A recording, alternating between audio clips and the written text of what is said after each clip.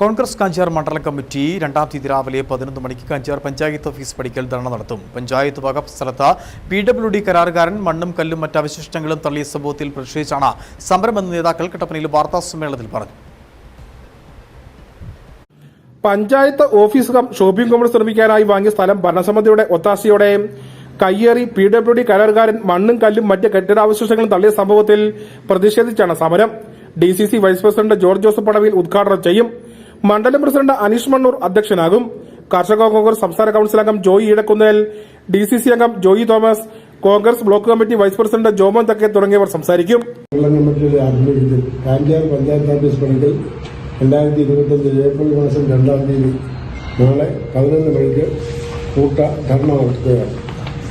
പ്രതിഷേധ സൂചകമായി കോൺഗ്രസ് കാഞ്ചാർ മണ്ഡലം കമ്മിറ്റി നടത്തുന്ന ഈ ധർണയുടെ ഉദ്ദേശം 2010 വർഷത്തില് ഇന്ത്യൻ നാഷണൽ കോൺഗ്രസിന്റെ നേതൃത്വത്തിലുള്ള ഭരണസമിതിയായിരുന്നു കാഞ്ചാർ പഞ്ചായത്ത് ഭരിച്ചിരുന്നത്. ഭരണസമിതിയുടെ അവസാന കാലഘട്ടത്തിൽ 2014-15 സാമ്പത്തിക വർഷം 45.5 ലക്ഷം രൂപയ്ക്കാണ് മലയോര ഹൈവേക്കടുത്ത് 50 സെന്റ് സ്ഥലം വാങ്ങിയത്. സ്ഥലത്ത് മണ്ണും മറ്റ് അവശിഷ്ടങ്ങളും തള്ളാൻ LDF ഭരണസമിതി മൗനാനുവാദം നൽകിയതായി സംശയിക്കുന്നതായും കോൺഗ്രസ് നേതാക്കൾ കുറ്റപ്പെടുത്തി. ഈ സ്ഥലത്ത് ഉടൻ നിർമ്മാണ പ്രവർത്തനം ആരംഭിക്കണം.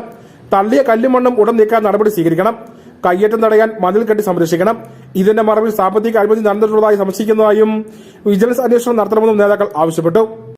ഈ LDFന് മുൻതൂക്കമുള്ള പഞ്ചായത്ത് ഭരണസമിതി ഇതിനകത്ത് അല്പാനുഭാവം കാണിക്കുകയും ഒക്കെ ചെയ്തപ്പോൾ പഞ്ചായത്തിന്റെ ഒരു അനുമതിയും ഇല്ലാതെയാണ് ഈ സ്ഥലത്ത് ഈ മണ്ണ് കൊണ്ടുപോയി ഡംപ് ചെയ്യാനായിട്ട് അവർക്ക് അനുവാദം കൊടുത്തിട്ടുള്ളത്.